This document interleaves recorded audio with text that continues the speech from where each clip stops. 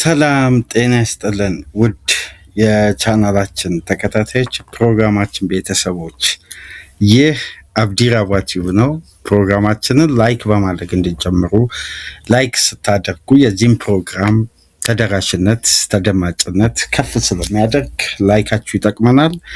ላይክ እያደረጋችሁ ፕሮግራማችን እንድታደምጡ፣ አዲስ ከሆናችሁ ቻናላችንን ዛሬ ለከፈታችሁ ሰብስክራይብ በማድረግ የደወል ምልክቷን በመጫን ቻናላችን እንድትቀላቀሉ የአክብሮት ግብዣችን እያቀረብን ይህንን ፕሮግራም ከሀገር ውጭ በባህር ማዶ የምታደምጡ የቻናላችን ተከታታዮች ድጋፋችሁን በሱፐር ስቲከር፣ ሱፐር ቻት፣ ሱፐር ታንክስ ለቻናላችን እንድታበረክቱ በአክብሮት እየጋበዝን የመጨረሻ የሶስተኛ ክፍል ፕሮግራማችን እንግዲህ ሌሊት 9 ሰዓት በተደረገ የዓለም ዋንጫ አንድ ቀሪ ጨዋታ እንግሊዝ በሜክሲኮ ስቴዲየም ከሜክሲኮ ጋር ባደረገችው ጨዋታ በጣም አስጨናቂ ላስጨራሽ፣ ምናልባት የእግር ኳሱ ቤተሰብ ይህን ጨዋታ ላልተመለከተ በዚህ ቶርናመንት ከተመለከትናቸው ትላልቅ ፉክክሮች ትላልቅ ጨዋታዎች መካከል ጌም ኦፍ ዘ ቶርናመንት የሚያስብል ምርጥ ጨዋታ ተመልክተን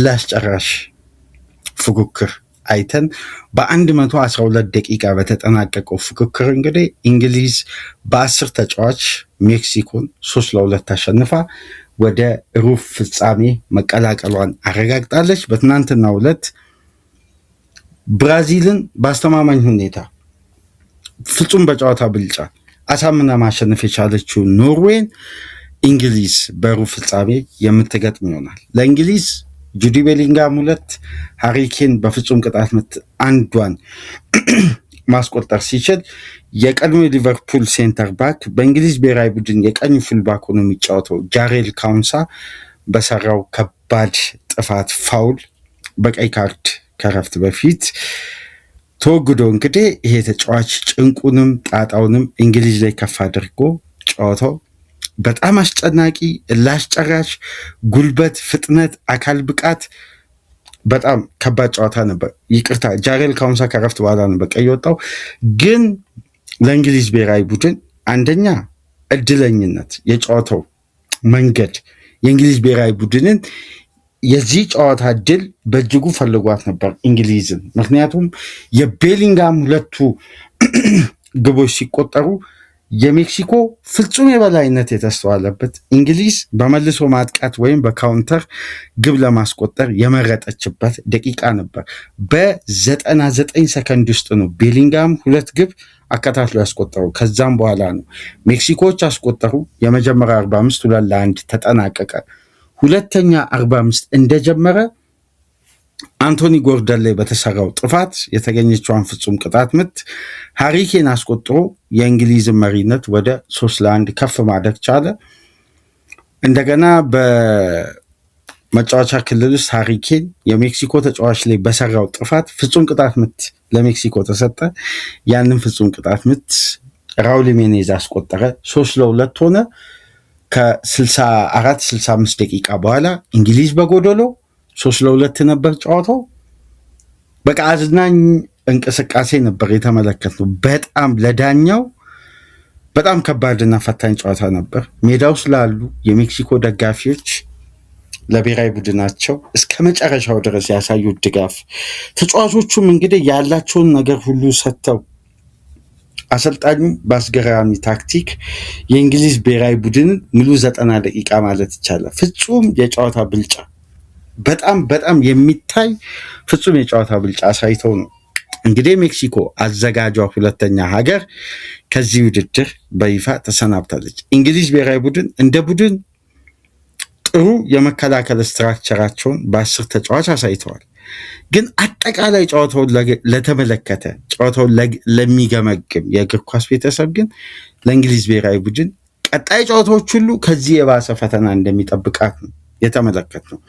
ምክንያቱም የተጫዋቾች የግል ጥረትና የግል ኳሊቲ እንግሊዝን በዚህ የዓለም ዋንጫ ይዟት እየወጣ ነው የሚገኘው። ከዚህ በፊት ደጋግመን የተመለከትነው የሃሪ ኬን አስደናቂ አጨራረሶች፣ የቤሊንጋም ልዩነት ፈጣሪ። አሁንም የእንግሊዝ ብሔራዊ ቡድን ከጥገኝነት አልተላቀቀም።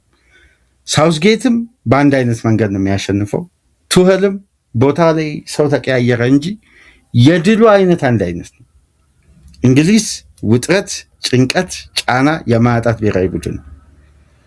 በተለይ የተጋጣሚ ጥንካሬ ብቻ ሳይሆን እንግሊዝ የምትመርጠው የጨዋታ ስታይል ለተጋጣሚ የበለጠ እንግሊዝን ደፍሮ ለማጥቃት ወይም ከእንግሊዝ ጋር ወጥቶ መጫወት የሚመጣው አደጋ የዛን ያክል የከፋ እንደማይሆን ተጋጣሚ ራሱን አስተካክሎ እንዲመጣ የሚጋብዝ ነውና የእንግሊዝ ብሔራዊ ቡድን እድለኝነት ተካቶበት ጥሩ ባገኙት አጋጣሚ የነ ኬን ገዳይ መሆን ጠቅሟት የበለጠ ይህን ጨዋታ በማሸነፍ ኖርዌይን የምትገጥምበትን የሩብ ፍጻሜ ትኬት የእንግሊዝ ብሔራዊ ቡድን ቆርጣለች።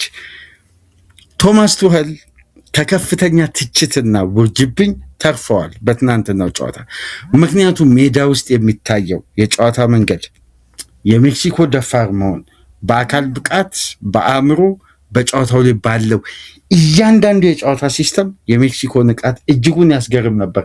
የሜክሲኮ ብሔራዊ ቡድን በዚህ ዓለም ዋንጫ ያልተነገረለት ጀግና ቡድን መሆኑን ትናንትና አረጋግጧል። በደንብ እዚህ ጨዋታ ላይ የተመዘገበው ውጤት እንጂ ካራክተሩም፣ ብልጫውም፣ አስተማማኝነቱ በእያንዳንዱ የሜዳ ክፍል ባለው ጥንካሬ እንኳን ከተመለከታችሁ ከእንግሊዝ በብዙ ርቀት የሜክሲኮ ብሔራዊ ቡድን በሜዳ ውስጥ የተሻለ ነበር። ግን እንግሊዝ ክላስ አላት፣ ወርልድ ክላስ ተጫዋቾች ቤሊንጋምም፣ ኬንም እንዲሁም በቀጥታ በመሳተፍ ቡካዮ ሳካም የመጀመሪያዋ ግብ ስትቆጠር በቀጥታ አሲስት ማድረግ ችሏል። ግሩም ኳስ፣ አስደናቂ ቢልዳፕ ነው። የእንግሊዝ ብሔራዊ ቡድን አንድ የተጋጣሚ ተጫዋች የሳተውን ፖሴሽን አገኙ፣ 100% ወደ ግብ ቀየሩ፣ ተጠቀሙ። በሁለተኛም የነጠቋትን ኳስ በሜክሲኮ የመጫወቻ ክልል በጣም ከባዱ የሚድሰርድ መንደርደሪያ ቦታ ላይ የነጠቋትን ኳስ ቤሊንጋም በ99 ሰከንድ ልዩነት ሁለተኛውን ኳስ እዛው ደግሞ አድቫንቴጁን አሰፋ። በዛ መሃል ሜክሲኮች ተረጋግተው ወደ ሪትማቸው መጥተው የእንግሊዝ ብሔራዊ ቡድን ላይ አስቆጥረው ከረፍት በፊት 2-1 ከተጠናቀቀ በኋላ ከረፍትም በኋላ ጨዋታው 100% አብዛኛውን የጨዋታ ክፍለ ጊዜ የተመለከቱ በእንግሊዝ የመጫወቻ ክልል ነው። እንደውም መጨረሻ ላይ እኮ ቶማስ ቱኸል ያላቸውን አጠቃላይ ተከላካዮችን ተጠቀሙ። ጄደን ስፔንስን፣ ጆን ስቶንስን፣ ዳንበርንን 3 ተከላካዮችን አስገብተው ያላቸውን አማራጭ እነ ቡካዮ ሳካን፣ ኬንን፣ የተለያዩ ተጫዋቾችን ቀይሮ አስወጥተዋል ከሜዳ ውስጥ። ምክንያቱም ጃሬል ካውንሳ በቀይ ወጥቷል። በ10 ተጫዋች ነው የተጫወቱ የሚገኙት። እዚህ ላይ ደግሞ የበለጠ አደጋውን ከፍ የሚያደርገው ሜክሲኮ ጨዋታ አካል ብቃትን ያማከለ ስለሆነ የበለጠ ለእንግሊዝ ብሔራዊ ቡድን ፈታኝ ፊክስቸር ነበር። ግን በስተመጨረሻ እንግሊዝ በግሩም ሁኔታ በኬን የመጨረሻ ደቂቃ የመለያ ምት የተገኘችውን ፍጹም ቅጣት ምት ማስቆጠር፣ ቤሊንጋም የተገኘውን 2 ኳስ ወደ ግብ መቀየር እንግሊዝን ከሽንፈት ታድጎ እንግዲህ ወደ ቀጣዩ ዙር መሻገር ችላለች። ጨዋታውን 9 ሰዓት ተመልክተን ከዚህ ፕሮግራም ቀደም ብሎ ብራዚልና ኖርዌይን እንዲሁም የማንቸስተር ዩናይትድ ገጾቻችን ወደ እናንተ ማድረሳችን ተከትሎ የተወሰኑ ድካሞች ስላሉ ዝርዝር ነጥቦችን በሌላ ፕሮግራም ይዘንላችሁ እንመጣ ይሆናል። ለማንኛውም አፕዴት ለማድረግ ያክል ነው እንግሊዝ ሜክሲኮን 3-2 አሸንፋ ሩብ ፍጻሜውን ተቀላቅላለች። ላይክ፣ ሼር፣ ሰብስክራይብ ያድርጉ። ሰላም ቆዩ።